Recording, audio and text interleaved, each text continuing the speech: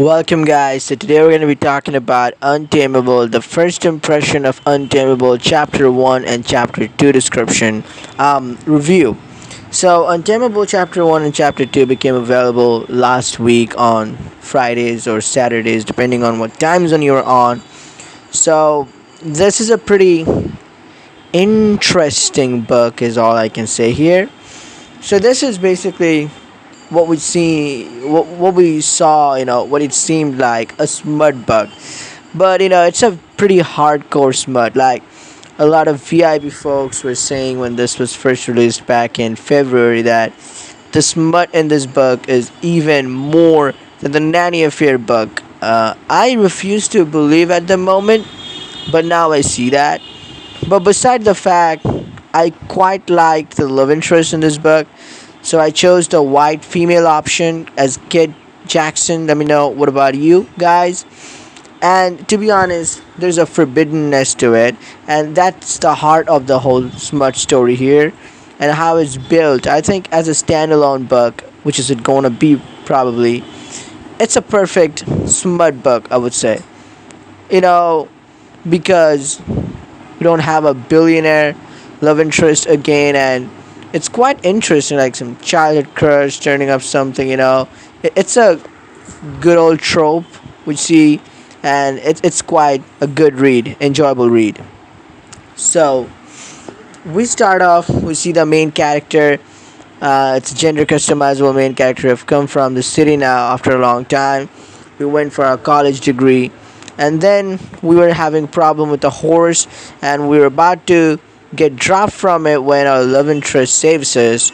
So there's a pretty good art scene there, and then we start talking with the love interest. And we see the love interest was hitting on us, but after some time, they realize that Kit realizes that it's us, Austin's brother.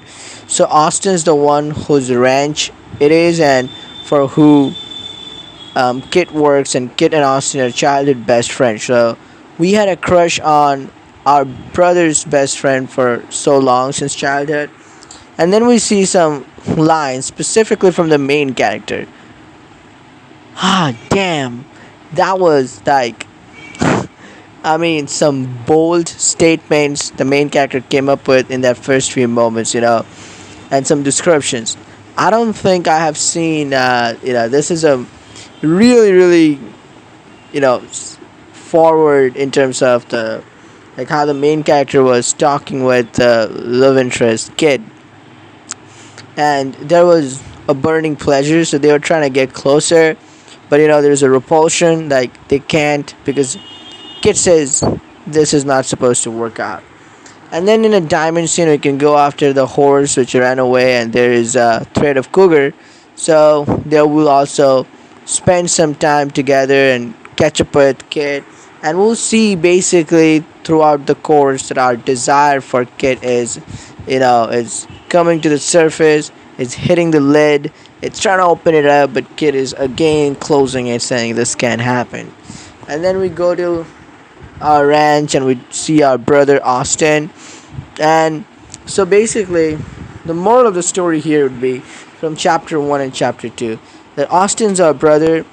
So we see, at first I thought like he's gonna be one jerk of a brother, but then we see the clips that after our parents' death, Austin sent us for education. We asked what's gonna be, what about your education? But so he basically sent us to college for education. So he cares for us. He genuinely cares for us. So now there are two things. First of all, that we want to help out in the ranch, but Austin thinks that our main character is not made up for this. And all the degree and education, it's not equal to the hard work we're gonna do, and we can't do hard work. And Kit seems to think that also. We've seen a glimpse from the past how we had a problem with one horse, and how Kit helped us back in the day. So we have some, difference in opinion with the brother, but also we see Kit prepares breakfast for us, so we have some memory from there, and some lust for sure.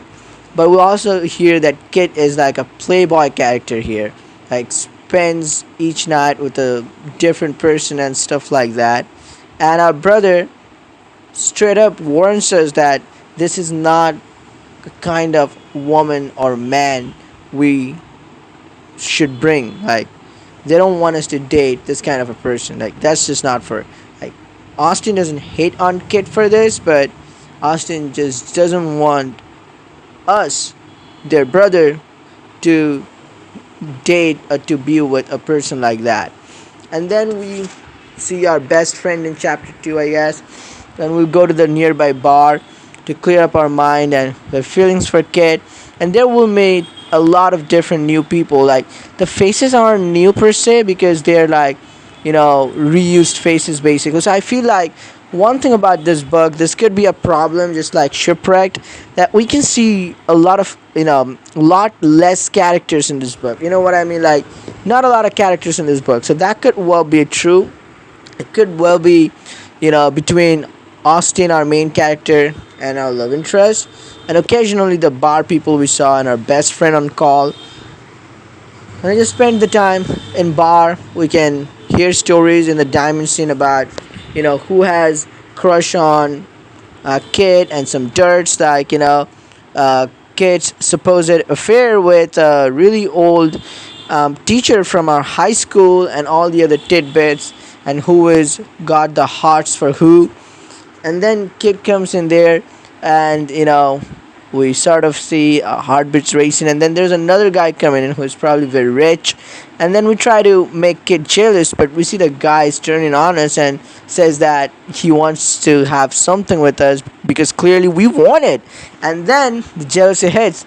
Kid protects us and literally teaches that guy, I'm forgetting his name, but his face was used in Laws of Attraction. So Kid teaches that guy a lesson, and then we sort of get out of the bar from the back way from the alley, and then there we can catch up with Kid and sort of we have a discussion like, was Kid jealous, and all these sort of things, and then we can break the dam and just have a passionate moment with with Kid. We can kiss each other and just get lost in the moment, but immediately when the scene is over, Kit will realize that this is wrong. This just can't happen. This is not meant to happen. So, we have feelings for each other, and as of next chapter, I think we, our main character and Kit, will have to work together. So we'll have to sort this out. We'll have to figure this out, that how is this gonna work out. We're gonna have to work out together. Austin's gonna make sure that we help around with each other in the ranch work, but we also have budding feelings for each other, and they are just more than childhood crush now. After this long time, this is something more than a desire. And as a gameplay, just like in Nanny Affair, you had plus fire desire. Here you have plus forbiddenness. So this is pretty interesting book. I will say overall, as the first two chapters of the newly released books, Crimes of Passion, Wake the Dead, it's a different genre, but it's a pretty good book. So I would rate it like something like 6 to 7.5 out of 10 as a book opener, or first impression. While Crimes of Passion definitely is like 9.5 there, and Wake the Dead is 9. Yeah, just as a first impression, but it just got 10 and broke the sort of parameter to 11, 12, or whatever, because it's got so much interesting. But this is a pretty good, relaxing book, I would say. I'm gonna just lay back and read after Crimes of Passion and Wake the Dead on Wednesdays. So yeah, let me know in the comments your thoughts and opinions, your choices, your main character face, your love interest faces, and every other tidbit you've got about this book. But yeah, this is definitely one of a kind smut book, Untameable. But it's a good smut book, I would say. It's just not immediately. It's like it has all those, like build up so far. It's just not gonna be about sex, I hope.